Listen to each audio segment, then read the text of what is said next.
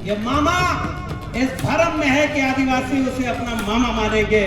अरे मामा, आदिवासियों के देखो कितने मामा हैं, टंटिया भील मामा और मामा बालेश्वर दयाल। हमें ओरिजिनल मामा चाहिए, हमें कोई फेक मामा यहाँ पर नहीं चाहिए। इसका संकल्प लेकर के यहाँ से जाइएगा।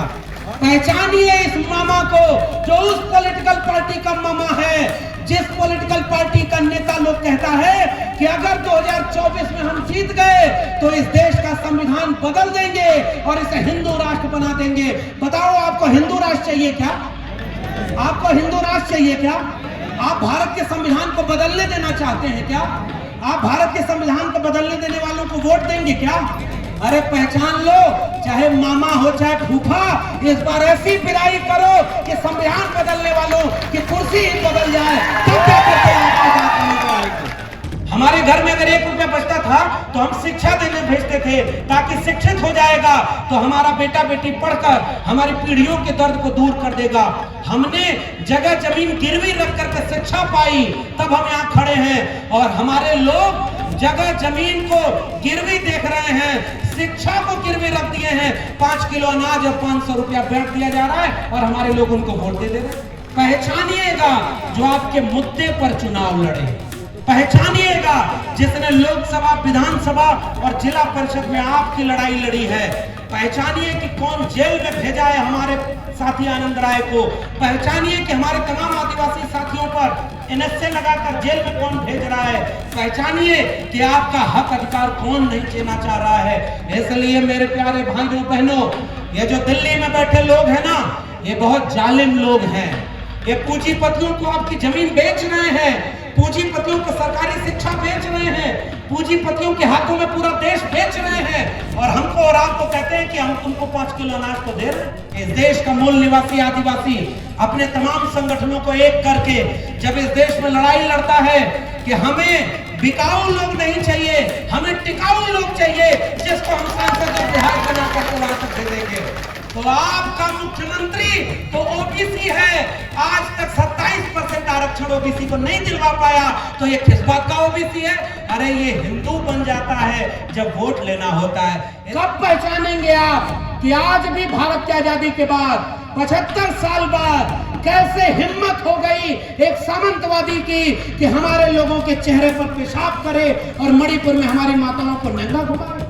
यही इसलिए हुआ क्योंकि हमारे आपके बीच के लोग उनके साथ खड़े हैं। अगर अपने लोगों को हम वहां से इधर बुला ले आए तो देखो, भील प्रदेश क्या, ये पूरा भारत SC ST OBC के लोगों का भारत बन जाएगा और कोई आपके बच्चों को गुलाम करने वाला नहीं है। हमारे एक साथी कह रहे थे कि बोले लक्ष्मण यादव साहब को आमंत्रित करने के लिए 2 महीने पहले अपॉइंटमेंट लेनी पड़ती है और पूछने वाले भी यादव साहब के पीछे बैठा हमारा सीनियर है वो।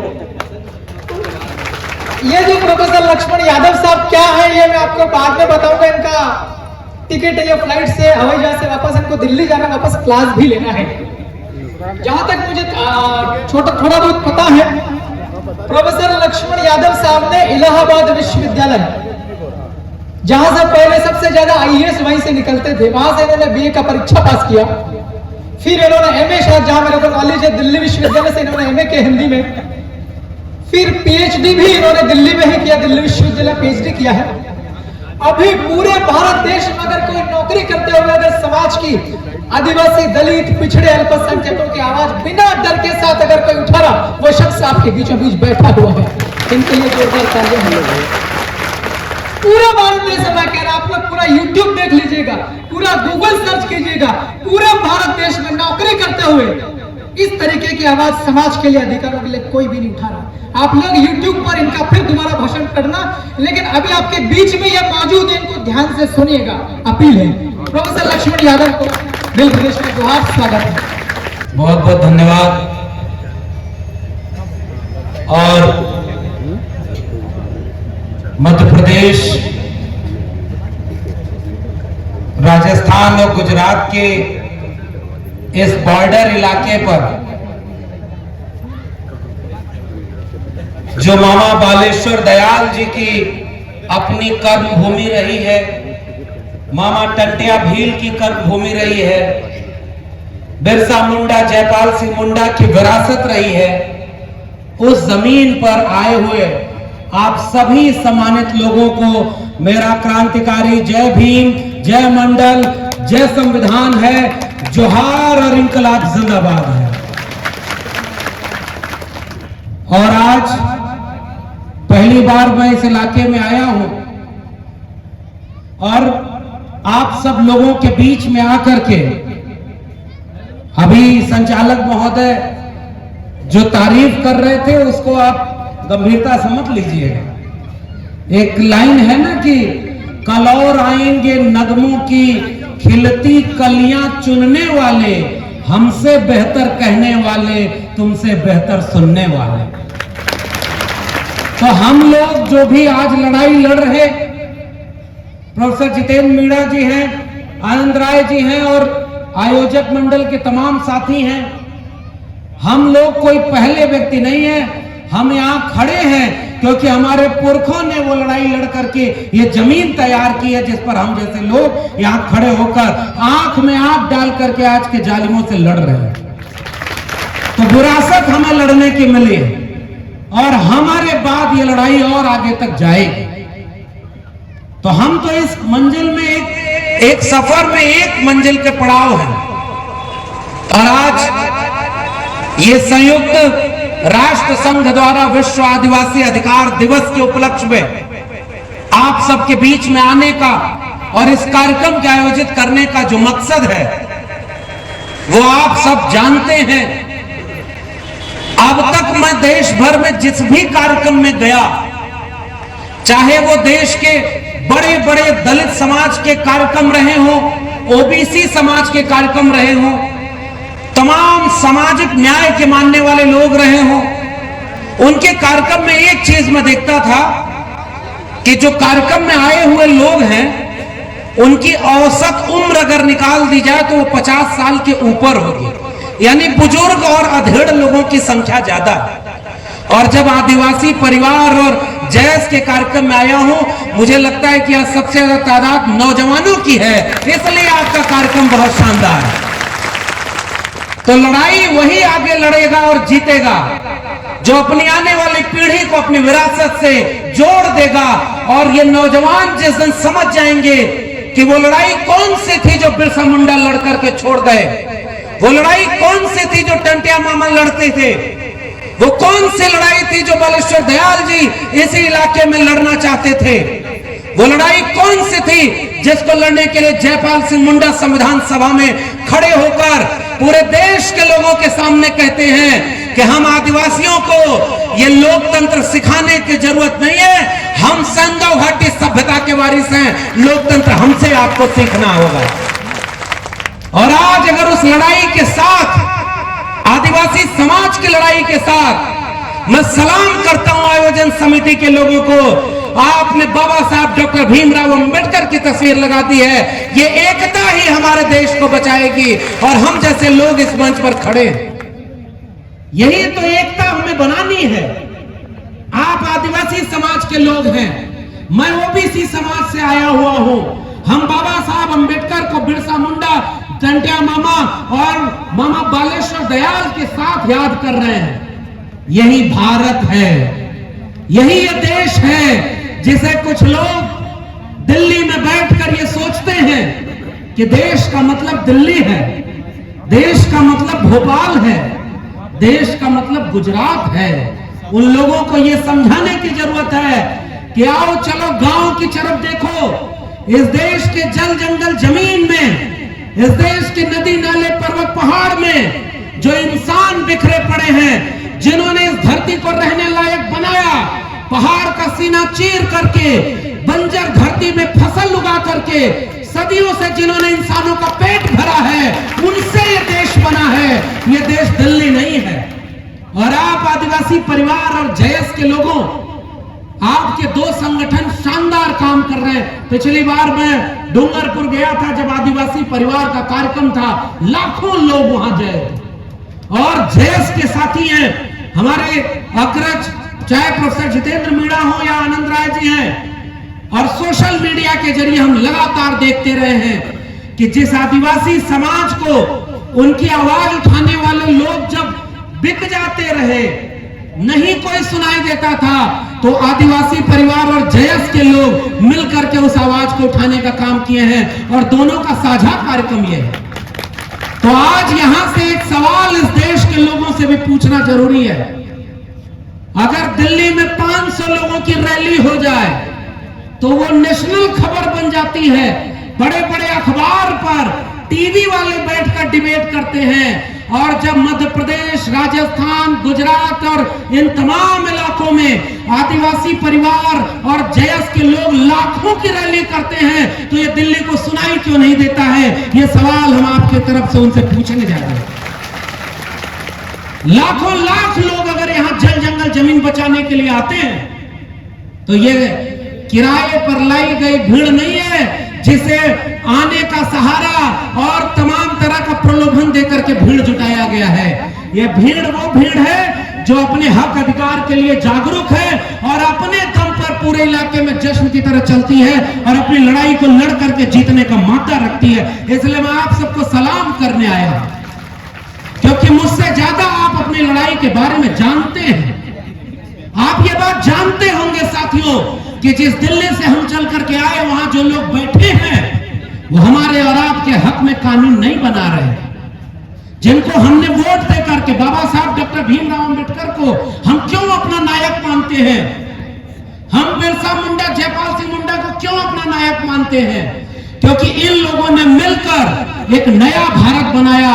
और भारत जब अंग्रेजों से आजाद हुआ, जब भारत सामंतों से आजाद हुआ, जब भारत गुलाम करने वालों से आजाद हुआ, तो भारत का एक संविधान बना था कि नहीं? इस संविधान ने आपको अधिकार दिया कि नहीं? इस संविधान में ही आदिवासी इलाकों को, उनके ग्राम सभा को सबसे ज्यादा अधिकार देने का काम किया कि नहीं? अनुसूची 5 और 6 के जरिए उनके तमाम कानून जो बनाए गए, चाहे वो पेशा एक्ट हो, चाहे वन अधिकार संरक्षण अधिनियम हो, चाहे आपकी जल जंगल जमीन पर आपका अधिकार हो, ये सब कब मिला? भारत का संविधान जब बना तो लिख दिया गया कि जो नया भारत बनेगा उसमें आदिवासी समाज को भी उनका हक अधिकार दिया जाएगा, उनके संस्कृति से कोई छेड़खानी नहीं करेगा। ये आपको अधिकार से मिला ना। और एक बात और बताएं, जब भी मैं आदिवासी समाज के मंच पर आता हूं और पीले गमछे से हमारा स्वागत होता है, तो हमें लगता है कि हमारे ओबीसी समाज के बीच भी सबसे ज्यादा पूजने वाला और कोई पवित्र रंग है तो वो यही पीला रंग है। और इसलिए हम और आप एक हैं और एक मिलकर के यहां लड़ने के लिए आए हुए हैं। हम भी प्रकृति पूजक, आप भी प्रकृति पूजक। हम भी फसल की पूजा करते हैं, आप भी फसल की पूजा करते हैं। हम भी अगर देवी देवता मानते हैं तो अपनी जल जंगल जमीन को अपना देवता मानते हैं, अपने पुरखों को, इस पूरी कायनात को अपना दुनिया मानते हैं। तो हमारा और आपका जब रिश्ता एक है, तो आज इस मंच से एक और वादा करते हैं, जहां भी हम इस देश में ओबीसी की बात होगी मंच पर, वहां मैं आदिवासी की बात करूंगा। जहां आप आदिवासी की बात करिएगा, वहां ओबीसी को अपने साथ खड़ा पाइएगा, तब जाकर के हम मिलकर एक नेता लड़ाएंगे। और बाबा साहब डॉक्टर भीमराव अंबेडकर को मानने वाले दलित समाज के लोग तो हमारे साथ खड़े हैं, क्योंकि हम सब संविधान के साथ खड़े हैं। और आखिरी बात, इस समय खतरा क्या है मेरे प्यारे गांव में रहने वाले मेरे मासूम लोगों, मेरे भाइयों बहनों, बुजुर्गों, माताओं बहनों, जरा एक बार आप देखो अपने इलाके को। ये इलाके एक जमाने में क्या ऐसे ही गरीबी की वजह से इतने कंगाल रहे? रहने को घर नहीं, खाने को भरपेट अनाज नहीं, पढ़ने के लिए स्कूल कॉलेज नहीं, काम करने के लिए यहाँ कोई ऐसा सुविधा नहीं। जो खेती किसानी हम करते थे उसको इतना बर्बाद कर दिया कि खेती किसानी करके अब आप अपने बच्चों का भविष्य नहीं बना सकते। क्या आप अपने बच्चे को अपनी खेती किसानी के दम पर दिल्ली विश्वविद्यालय जेएनयू पढ़ने भेज सकते हैं? क्या आप अपने बच्चों को विदेश पढ़ने भेज सकते हैं? क्या हमको और आपको इतना कमजोर कर दिया गया कि सुबह उठो, जाओ अपने काम पर और दिन भर केवल इतना कमाओ कि रात में आपके चूल्हे में रोटी जल सके, ताकि आपके पेट के अनाज मिले और तमाम लोग परिवार के खाएं पिएं और सो जाएं। फिर अगले दिन सुबह उठो, दिन भर काम करो और जितना पैसा कमाओ रात को उसको खर्च कर दो। ऐसा क्या इलाका ये पूरा गरीबी का मारा था क्या? अरे मैं जब इस इलाके में आता हूं और मैंने आज ही पूरा इतिहास जाना, जब मामा बालेश्वर दयाल जैसे लोगों के बारे में जाना और पढ़ा तो माना कि ये पूरी धरती तो समाजवादी आंदोलन की धरती रही, ये समाजवादी आंदोलन की धरती रही है। और मेरे देश के मूल निवासी लोगों, समाजवादी आंदोलन का नारा क्या था? मिटे गरीबी और अमीरी, मिटे चाकरी और मजबूरी। समाजवाद का नारा क्या था? 100 से कम न 1000 से ज्यादा, समाजवाद का यही तकाजा। समाजवादी आंदोलन कहता है सबसे अमीर के पास 10 रुपए और गरीब के पास 1 रुपए, इससे ज्यादा का फर्क देश में नहीं होना चाहिए। और आज जिनको आपने सरकार में बिठा दिया, उसने अपने दोस्त को पूरा देश बेच करके दुनिया का दूसरा अमीर बना दिया और इस देश के 80 करोड़ लोगों को 5 किलो अनाज पर जीने के लिए गुलाम बना दिया। बताइए मैं सही कह रहा हूं कि गलत कह रहा हूं? बताइए, ये कहते हैं कि ना 80 करोड़ लोगों को 5 किलो अनाज दे रहे हैं। अरे एक बात सुनो, इस देश के बड़े बड़े नेताओं, हमने वोट देकर के तुम्हें इसलिए नहीं बैठाया था कि तुम हमारे लोगों की शिक्षा छीन लो, रोजगार छीन लो, जमीन छीन लो, सड़क छीन लो, अधिकार छीन लो और 5 किलो अनाज पर हमको गुलाम बना लोगे और अपने देश को पूरा देश बेच दोगे। हम आज इस मंच से एक बात यह भी कहना चाहते हैं कि अधिकार सम्मेलन है ना, आपका अधिकार है। जो जमीन सरकारी है वो जमीन हमारी है। एक नारा आपके बीच में समाजवादी आंदोलन का बोल रहा हूं। कुछ लोग पाखंड और अंधविश्वास भी फैलाने आएंगे। मैं 2-3 बातें करके जा रहा हूं। आपके इलाके में जब आप ये भील प्रदेश की मांग करते हैं, जब आप गोंडवाना लैंड की मांग करते हैं, तो आपके पुरखे तो शासक थे, उनको गुलाम बना दिया गया है। अरे वापस उठो और अपने राज की मांग करो कि इस देश में हम शासक बनेंगे और किसी के गुलाम हमारी पीढ़ियां नहीं बनेंगे। तो पहली मांग तो ये कि अपने को कमजोर मत समझिएगा। कमजोर इसलिए है क्योंकि हम आपस में बटे हुए हैं। सही है कि गलत? अगर हम एकजुट हो जाएं तो क्या हम कमजोर हैं? अरे भाई, हम तो सुनते हैं कि बड़े बड़े लोगों की कहानी राजस्थान और मध्य प्रदेश में सुनाई जाती है और जब इतिहास का पन्ना पलटो तो उसमें जो महानायक, क्रांति सूर्य, जननायक, उनका किताब ही नहीं लिखी गई। वैसा कोई टंटिया मामा जब निकलता है तो पता चलता है कि अंग्रेजों के छक्के छुड़ा दिए। तो जो अंग्रेजों की गुलामी करते थे उनका छक्का आप क्यों नहीं छुड़ा पा रहे? आज वो कमजोर है कि हम कमजोर हो गए। इसलिए पहली बार साथियों, हमें एकजुट होना होगा। एकजुट होइए। और दूसरे गुजारिश, समाजवादी आंदोलन का नारा था 5 किलो अनाज पर कहते हैं कि हमें वोट दे दो, हमें शिक्षा नहीं चाहिए। अरे बात बताइए, हम दिल्ली विश्वविद्यालय में पढ़ाने वाले लोग हम ये बात जानते हैं कि जब नया भारत, नई दुनिया बन रही है तो एक तरफ जल जंगल जमीन भी बचाना है और दूसरी तरफ हाथ में जो कलम और किताब आई थी उसको भी बचाना है कि नहीं बचाना? अगर कलम और किताब नहीं बचा पाए, अगर स्कूल और विश्वविद्यालय नहीं बचा पाए, तो अचानक कोई पाखंडी आएगा और आपको पाखंड में उठा ले जाएगा और कहेगा हम 5 किलो अनाज दे रहे हैं, आप हमको वोट दे दीजिए। तो कोई हमारे, देखो मध्य प्रदेश के लोगों, मध्य प्रदेश में कोई फेक मामा अगर मुख्यमंत्री बन के बैठ जाए तो उसको पहचान लेना कि 20 साल में उस मामा ने, मुख्यमंत्री ने किसको मामा बनाया है और ऐसे मुख्यमंत्री को उखाड़ फेंकने का काम आपको करना होगा। क्योंकि वो मामा जिस सरकार और जिस विचारधारा से इस मुख्यमंत्री की कुर्सी पर बैठा है, जो एक आदिवासी के ऊपर पेशाब करने वाले प्रदेश को हमारे सामने रखा, वो मामा उस पॉलिटिकल पार्टी का एजेंट है जिसके लोगों ने मणिपुर में हमारी माता और बहनों को नंगा करके घुमा दिया। इसलिए हम इसकी कुर्सी को उखाड़ के फेंकना चाहते हैं। ये मणिपुर में जब हमारे घर की माताएं और बहनें नंगी करके घुमाई गई तो क्या इस देश के प्रधानमंत्री को उस रात को रोना आया होगा कि चैन से सोया होगा? आप बताओ। उसने एक बयान दिया क्या? मणिपुर में आग लगी है और हमारे लोगों को मारा जा रहा है और यह देश का प्रधानमंत्री दुनिया के सामने अपनी चमका रहा है चेहरा ताकि अगले चुनाव में जीत जाए। कब पहचानेंगे आप कि आज भी भारत की आजादी के बाद 75 साल बाद कैसे हिम्मत हो गई एक सामंतवादी की कि हमारे लोगों के चेहरे पर पेशाब करे और मणिपुर में हमारी माताओं को नंगा घुमाए। यही इसलिए हुआ क्योंकि हमारे आपके बीच के लोग उनके साथ खड़े हैं। अगर अपने लोगों को हम वहां से इधर बुला ले आए तो देखो भील प्रदेश क्या, ये पूरा भारत SC ST OBC के लोगों का भारत बन जाएगा और कोई आपके बच्चों को गुलाम करने वाला नहीं है। पहचानिए इस मामा को जो उस पॉलिटिकल पार्टी का मामा है जिस पॉलिटिकल पार्टी का नेता लोग कहता है कि अगर 2024 में हम जीत गए तो इस देश का संविधान बदल देंगे और इसे हिंदू राष्ट्र बना देंगे। बताओ आपको हिंदू राष्ट्र चाहिए क्या? आपको हिंदू राष्ट्र चाहिए क्या? आप भारत के संविधान को बदलने देना चाहते हैं क्या? आप भारत के संविधान को बदलने देने वालों को वोट देंगे क्या? अरे पहचान लो, चाहे मामा हो चाहे फूफा, इस बार ऐसी पिराई करो कि संविधान बदलने वालों की कुर्सी ही बदल जाए। ये मामा इस भरम में है कि आदिवासी उसे अपना मामा मानेंगे। अरे मामा, आदिवासियों के देखो कितने मामा हैं, टंटिया भील मामा और मामा बालेश्वर दयाल। हमें ओरिजिनल मामा चाहिए, हमें कोई फेक मामा यहाँ पर नहीं चाहिए। इसका संकल्प लेकर के यहाँ से जाइएगा।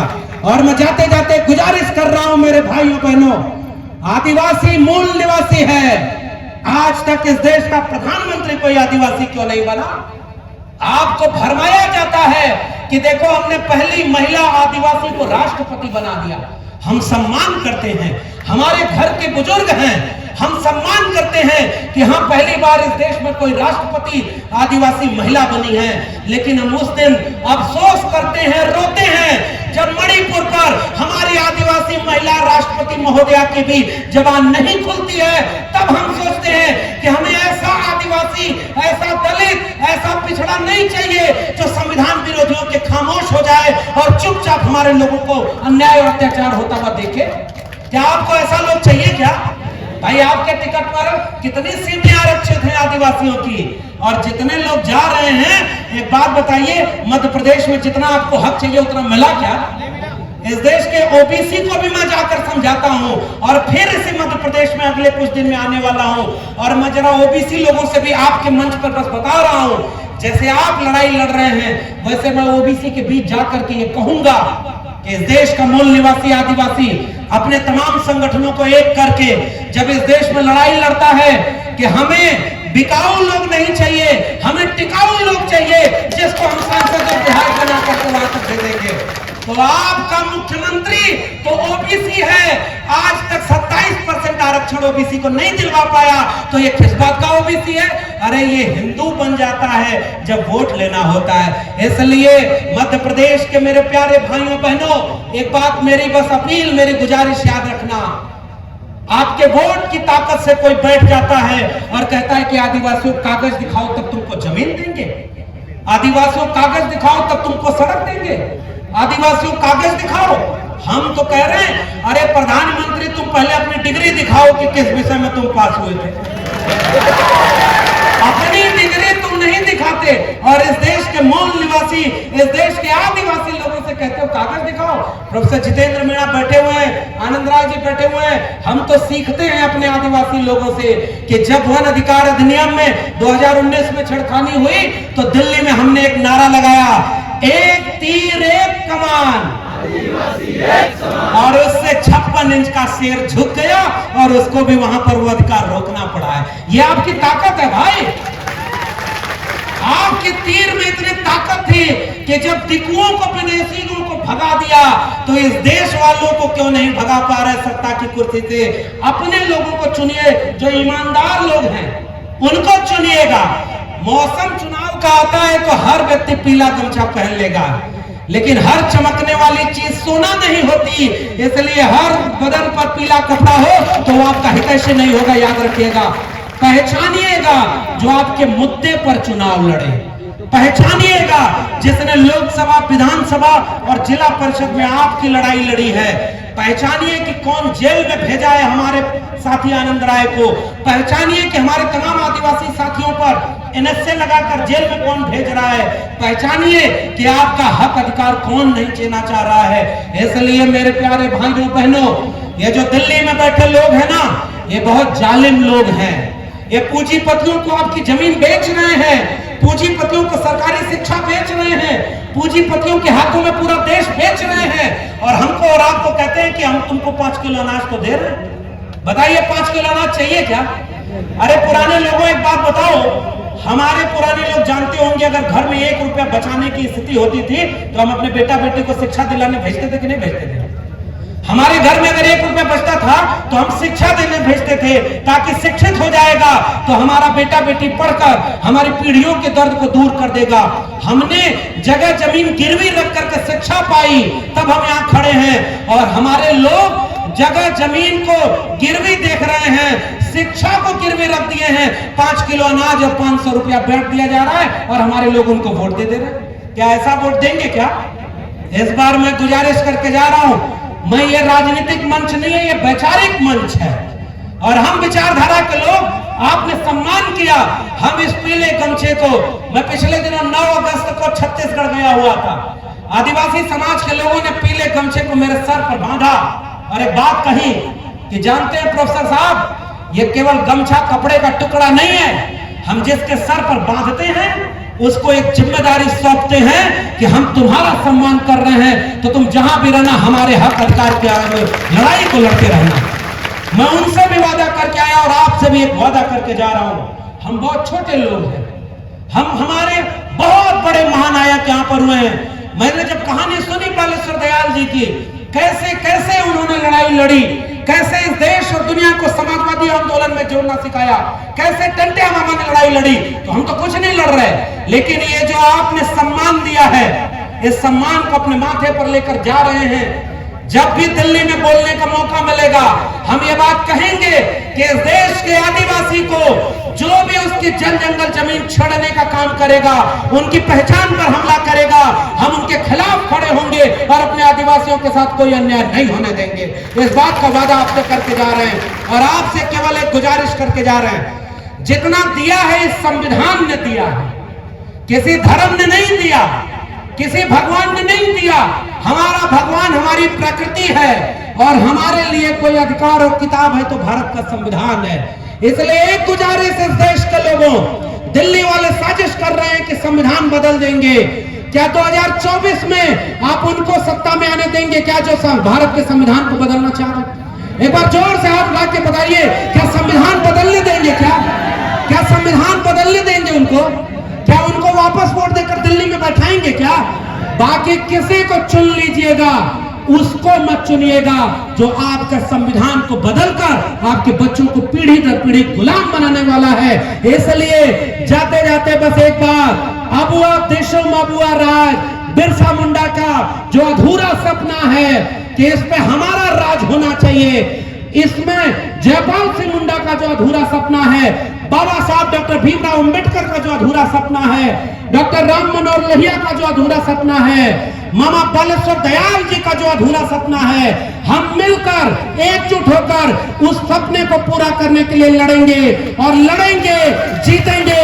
जय भीम, जय मंडल, इनकलाब जिंदाबाद, उल गुलाम जिंदाबाद, संविधान जिंदाबाद।